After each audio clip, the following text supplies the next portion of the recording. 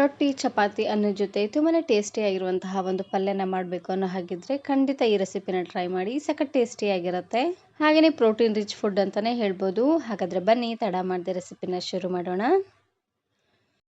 ಇದನ್ನು ಮಾಡಲಿಕ್ಕೆ ಮೊದಲು ನಾನಿಲ್ಲಿ ಒಂದು ಪ್ಯಾನಿಗೆ ಸ್ವಲ್ಪ ಎಣ್ಣೆನ ಹಾಕ್ಕೊಳ್ತಾ ಇದ್ದೀನಿ. ಒಂದು 4ರಿಂದ 5 ಚಮಚ ಆಗುವಷ್ಟು ಎಣ್ಣೆನ ಹಾಕ್ಕೊಂಡ್ರೆ ಸಾಕಾಗುತ್ತೆ. ಸಣ್ಣ ಸ್ಪೂನಲ್ಲಿ ಒಂದು 4 ಸ್ಪೂನು ಅಥವಾ 5 ಸ್ಪೂನ್ ಹಾಕ್ಕೊಂಡ್ರೆ ಸಾಕು.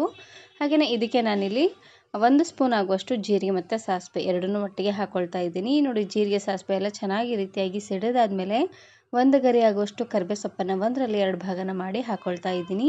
ಈ ರೀತಿಯಾಗಿ ಮಾಡೋದ್ರಿಂದ ಕರಿಬೇವು ಸೊಪ್ಪಿನ ಫ್ಲೇವರ್ ತುಂಬಾ ಚೆನ್ನಾಗಿ ಬರುತ್ತೆ. ಇವಾಗ ನಾನಿಲ್ಲಿ ಮೀಡಿಯಮ್ ಸೈಜಿನ 2 ಈರುಳ್ಳಿನ ಈ ರೀತಿಯಾಗಿ ಪೂರ್ತಿ ಸಣ್ಣದಾಗಿ ಕಟ್ ಮಾಡಿ ಹಾಕ್ಕೊಳ್ತಾ ಇದ್ದೀನಿ. ಇವಾಗ ಈರುಳ್ಳಿ ಎಲ್ಲ ಪೂರ್ತಿ ಸಾಫ್ಟ್ ಆಗೋವರೆಗೂ ಉರಿನ ಪೂರ್ತಿಯಾಗಿ ಲೋ ಫ್ಲೇಮ್ನಲ್ಲೇ ಇಟ್ಟು ಫ್ರೈ ಮಾಡ್ಕೊಳ್ಬೇಕು. ನಾನು ಇದೇ ರೀತಿ ಬಹಳಷ್ಟು ವೆರೈಟಿ ಆಗಿರುವಂತಹ ಪಲ್ಯ ರೆಸಿಪೀಸ್ನ ಅಪ್ಲೋಡ್ ಮಾಡಿದ್ದೀನಿ. ವಿಡಿಯೋ ನೋಡಿಲ್ಲ ಅಂದರೆ ಈ ವಿಡಿಯೋ ಕೊನೆಯಲ್ಲಿ ಹಾಕಿರ್ತೀನಿ, ನೋಡಿ ಚೆಕ್ ಮಾಡಿ.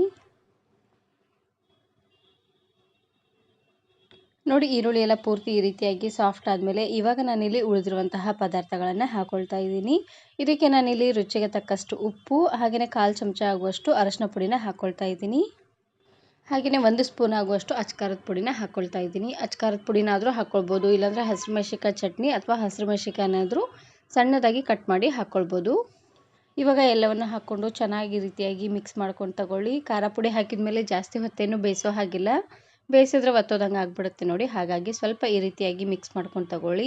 ಇವಾಗ ನಾನಿಲ್ಲಿ ಕಾಳನ್ನು ಹಾಕ್ಕೊಳ್ತಾ ಇದ್ದೀನಿ, ಹೆಸರು ಕಾಳು. ಕಾಳನ್ನು 2ರಿಂದ 3 ಸತಿ ಚೆನ್ನಾಗಿ ಇದನ್ನು ತೊಳೆದು ಸ್ವಲ್ಪ ಉಗುರು ಬೆಚ್ಚಗಿರುವಂತಹ ನೀರಲ್ಲೇ ನೆನೆಸಿ ತಗೊಳ್ಬೇಕು. ಈ ರೀತಿಯಾಗಿ ಮಾಡೋದ್ರಿಂದ ಎಲ್ಲ ಕಾಳು ಚೆನ್ನಾಗಿ ನೆನೆಯುತ್ತೆ. 7ರಿಂದ 8 ತಾಸು ಚೆನ್ನಾಗಿ ಇದನ್ನು ನೆನೆಸಬೇಕು. ಈ ರೀತಿಯಾಗಿ ಮಾಡೋದ್ರಿಂದ ಎಲ್ಲ ಕಾಳುಗಳು ಚೆನ್ನಾಗಿ ನೆನೆಯುತ್ತೆ. ಇವಾಗ ನಾನಿಲ್ಲಿ 1 ಕಟ್ ಆಗುವಷ್ಟು ಸಬ್ಬಸಿಗೆ ಸೊಪ್ಪನ್ನು ಹಾಕ್ಕೊಳ್ತಾ ಇದ್ದೀನಿ. ಕಾಳಿನಕ್ಕಿಂತ ಸಬ್ಬಸಿಗೆ ಸೊಪ್ಪು ಸ್ವಲ್ಪ ಜಾಸ್ತಿ ಅನ್ನೋಂಗೆ ಹಾಕ್ಕೊಳ್ಬೇಕು. ಈ ರೀತಿಯಾಗಿ ಮಾಡೋದ್ರಿಂದ ಪಲ್ಯ ತುಂಬಾ ರುಚಿಯಾಗಿ ಬರುತ್ತೆ ಅಂತಲೇ ಹೇಳ್ಬೋದು. ಸಬ್ಬಸಿಗೆ ಸೊಪ್ಪನ್ನು ಆದಷ್ಟು ಈ ರೀತಿಯಾಗಿ ಸಣ್ಣದಾಗಿ ಕಟ್ ಮಾಡಿ ಹಾಕ್ಕೊಳ್ಳಿ, ಚೆನ್ನಾಗಿರುತ್ತೆ. ಸೊಪ್ಪನ್ನು ಹಾಕ್ಕೊಂಡು ಚೆನ್ನಾಗಿ ಇದನ್ನು ಈ ರೀತಿಯಾಗಿ ಮಿಕ್ಸ್ ಮಾಡಿಕೊಂಡು ಇವಾಗ ನಾನಿಲ್ಲಿ ಉಗಿನಲ್ಲೇ ಸೊಪ್ಪನ್ನು ಪೂರ್ತಿ ಸಾಫ್ಟ್ ಆಗೋವರೆಗೂ ಬೇಯಿಸ್ಕೊಳ್ತಾ ಇದ್ದೀನಿ. ಕಾಳನ್ನು ನೆನೆಸಿ ಆದರೂ ಹಾಕ್ಕೊಳ್ಬೋದು. ಕಾಳನ್ನು ನೆನೆಸಿ ಮಾಡಲಿಕ್ಕೆ ಅಷ್ಟೊಂದು ಟೈಮ್ ಇಲ್ಲ ಅನ್ನೋ ಹಾಗಿದ್ದರೆ ಕಾಳನ್ನು ಚೆನ್ನಾಗಿ ಕುದಿಸಿ ಆದರೂ ಮಾಡ್ಕೊಳ್ಬೋದು. ಕುಕ್ಕರಿಗೆ ಹಾಕಿ ಒಂದು 3ರಿಂದ 4 ವಿಸಿಲ್ ಕೂಗಿಸಿದ್ರೆ ಆಯಿತು. ಕಾಳು ತುಂಬಾ ಸಾಫ್ಟಾಗಿ ಚೆನ್ನಾಗಿ ಬೇಯುತ್ತೆ. ಕಾಳು ಪೂರ್ತಿ ಸಾಫ್ಟಾಗೂ ಇರಬಾರ್ದು, ಸ್ವಲ್ಪ ಉದ್ದುದ್ರಾಗಿದ್ರೇ ಚೆನ್ನಾಗಿರುತ್ತೆ ನೋಡಿ. ಹಾಗಾಗಿ ಈ ಪಲ್ಯಕ್ಕೆ ಹೆಸರು ಕಾಳಾದರೂ ಹಾಕ್ಕೊಳ್ಬೋದು, ಇಲ್ಲಾಂದರೆ ಮಡಿಕೆ ಕಾಳು ಬರುತ್ತೆ ನೋಡಿ, ಅದನ್ನಾದರೂ ನೆನೆಸಿ ಅಥವಾ ಕುದಿಸಿ ಹಾಕ್ಕೊಳ್ಬೋದು.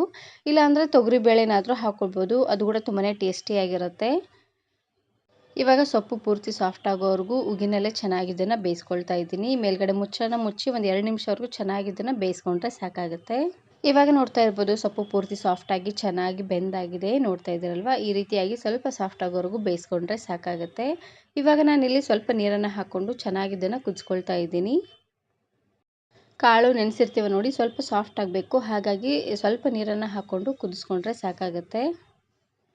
ಒಂದು ಅರ್ಧ ಗ್ಲಾಸ್ ಆಗುವಷ್ಟು ನೀರನ್ನು ಹಾಕ್ಕೊಂಡು ಉರಿನ ಪೂರ್ತಿಯಾಗಿ ಲೋ ಫ್ಲೇಮ್ನಲ್ಲೇ ಇಟ್ಟು ಚೆನ್ನಾಗಿ ಇದನ್ನು ಕುದಿಸ್ಕೊಳ್ಬೇಕು. ಈ ರೀತಿಯಾಗಿ ಮಾಡೋದ್ರಿಂದ ಕಾಳು ಚೆನ್ನಾಗಿ ಬೇಯುತ್ತೆ.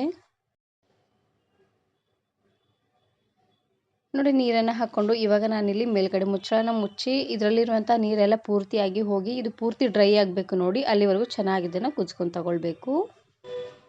ನೋಡಿ, ಇದರಲ್ಲಿರುವಂಥ ನೀರೆಲ್ಲ ಪೂರ್ತಿಯಾಗಿ ಹೋಗೋವರೆಗೂ ಚೆನ್ನಾಗಿ ಇದನ್ನು ಕುದಿಸ್ಕೊಳ್ಬೇಕು. ಇವಾಗ ನೋಡ್ತಾ ಇರ್ಬೋದು, ಇನ್ನು ಸ್ವಲ್ಪ ನೀರಿದೆ, ಇದು ಪೂರ್ತಿಯಾಗಿ ಡ್ರೈ ಆಗೋವರೆಗೂ ಚೆನ್ನಾಗಿ ಇದನ್ನು ಕುದಿಸ್ಕೊಂಡು ತಗೊಳ್ಬೇಕು. ಇದರಲ್ಲಿ ಸ್ವಲ್ಪ ನೀರಿನ ಅಂಶ ಇದ್ದರೂ ಪಲ್ಯ ಚೆನ್ನಾಗಿರೋದಿಲ್ಲ ನೋಡಿ. ಹಾಗಾಗಿ ಇದು ಉತ್ತರ ಕರ್ನಾಟಕ ಸೈಡು ತುಂಬಾ ಫೇಮಸ್ ಆಗಿರುವಂತಹ ಒಂದು ಪಲ್ಯ ಅಂತಲೇ ಹೇಳ್ಬೋದು. ಅದರಲ್ಲೂ ಕಡಕ್ ರೊಟ್ಟಿ ಜೊತೆ ಈ ಪಲ್ಯ ಅಂತೂ ತುಂಬಾ ರುಚಿಯಾಗಿರುತ್ತೆ ಅಂತಲೇ ಹೇಳ್ಬೋದು. ಇದನ್ನು ನೀವು ಚಪಾತಿ, ರೊಟ್ಟಿ ಹಾಗೆಯೇ ಅನ್ನದ ಜೊತೆ ಎಲ್ಲ ಸರ್ವ್ ಮಾಡ್ಕೋಬೋದು.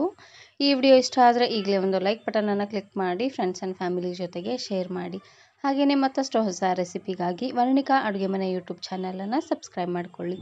Thank you. Thanks for watching.